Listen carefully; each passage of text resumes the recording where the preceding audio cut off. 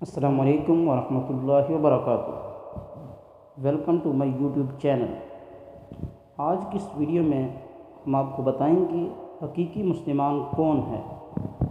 رسول اللہ صلی اللہ علیہ وسلم نے فرمایا، المسلم من سلم المسلمون من لسانہ ویدہ۔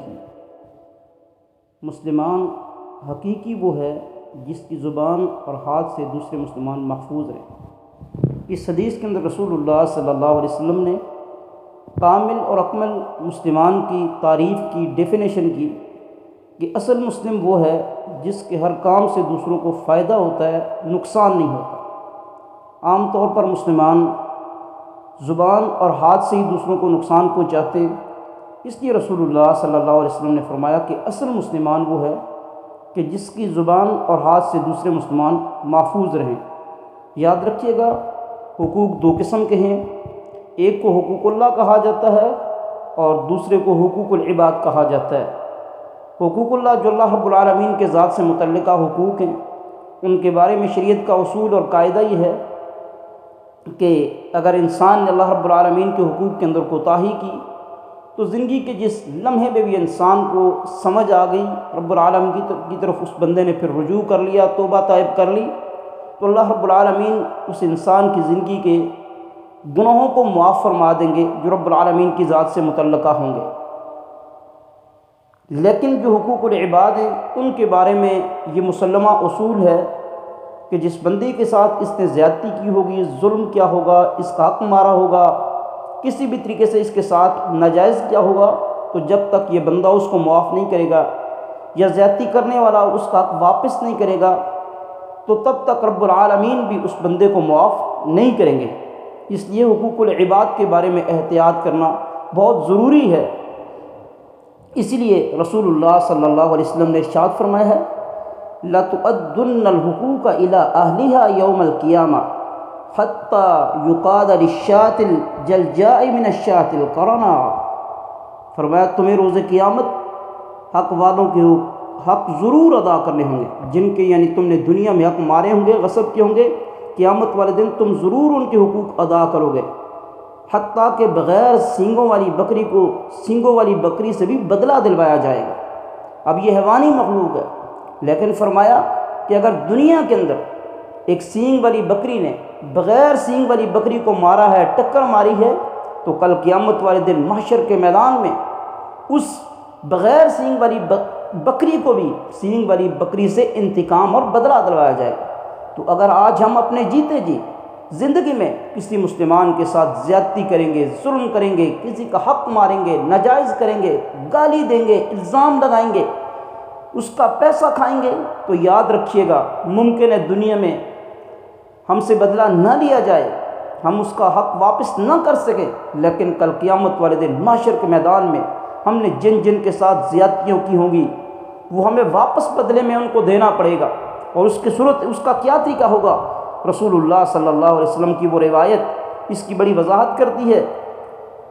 نبی علیہ السلام نے فرمایا، اتدرون ما المفلس؟ صحابہ کرام سے فرمایا کیا تم جانتے ہو مفلس کون ہے؟ صحابہ کرام نے کہا ہم میں مفلس وہ شخص ہے جس کے پاس درم و دینار نہ ہو، مال و متاع نہ ہو۔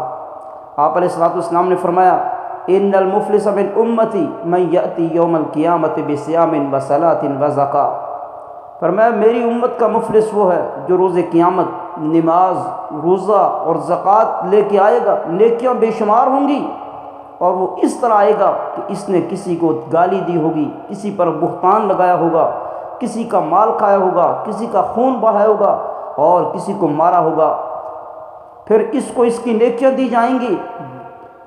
اور اس کو بھی اس کی نیکیاں دی جائیں گی، یعنی جن جن کے ساتھ اس نے زیادتیاں کی، الزام لگایا، گالی دی، مارا پیٹا، ان کو اس بندے کی نیکیاں دی جائیں گی جو نمازیں پڑھنے والا ہوگا، روزے رکھنے والا ہوگا، حج کرنے والا ہوگا، لیکن دوسروں کے ساتھ زیادتیاں کرنے والا ہوگا، لہٰذا اس کی نیکیاں جن کے ساتھ اس نے زیادتیاں کی ان کو دی جائیں گی۔ آگے فرمایا اگر اس کی نیکیاں اس سے ختم ہو گئیں اور حقوق ابھی باقی ہوں گے، جن کے ساتھ ظلم کیے ہیں، زیادتیاں کی ہیں، چغلی کھائی ہے، غیبت کی ہے، ناک مارا ہے، گالیاں دی ہیں، وہ لوگ ابھی باقی ہیں، تو پھر ان مظلوم لوگوں کے گناہ لے کر اس شخص کے پلڑے میں ڈالے جائیں گے۔ فرمایا ثم طرح فی النار، پھر اس بندے کو جہنم کے اندر ڈال دیا جائے۔ یہ حاجی صاحب یہ نمازیں پڑھنے والا، یہ روزے رکھنے والا، یہ صدقہ دینے والا، یہ زکوٰۃ دینے والا، اللہ کے راستے میں اپنے مال کو پانی کی طرح بہانے والا، لیکن لوگوں کے حقوق کھانے والا، لوگوں کے ساتھ ظلم زیادتی کرنے والا، لوگوں کے ساتھ ناجائز کرنے والا، کل قیامت والے دن اس کی نمازوں کا اجر، اس کے روزوں کا اجر، اس کے صدقات کا اجر، اس کے حج اور عمرے کا اجر لوگوں کو دیا جائے گا، ان غریبوں مسکینوں کو دیا جائے گا جن کے ساتھ یہ دنیا کے اندر زیادتی کرتا رہا۔ اسی لیے رسول اللہ صلی اللہ علیہ وسلم کی حدیث بھی ہمیشہ یاد رکھیے گا۔ نبی علیہ الصلوۃ والسلام نے حضرت معاذ بن جبل کو جب یمن کا امیر مقرر کیا تھا، تب آپ علیہ الصلوۃ والسلام نے حضرت معاذ کو یہ نصیحت کی تھی، فرمایا اتق دعوت المظلوم فإنه ليس بينه وبين الله حجاب۔ معاذ، مظلوم کی بد دعا سے ہمیشہ بچتے رہنا، مظلوم کی آہ سے بچتے رہنا، کیونکہ مظلوم کی آہ اور اللہ کے درمیان کوئی پردہ حائل نہیں ہوتا۔ جیسے مظلوم آہ کرتا ہے، اللہ کے سامنے اپنا ہاتھ پھیلاتا ہے، کسی کے لیے بد دعا کرتا ہے، فوری اللہ رب العالمین اس مظلوم کی اس دعا کو یا اس بد دعا کو قبول کر لیتے ہیں۔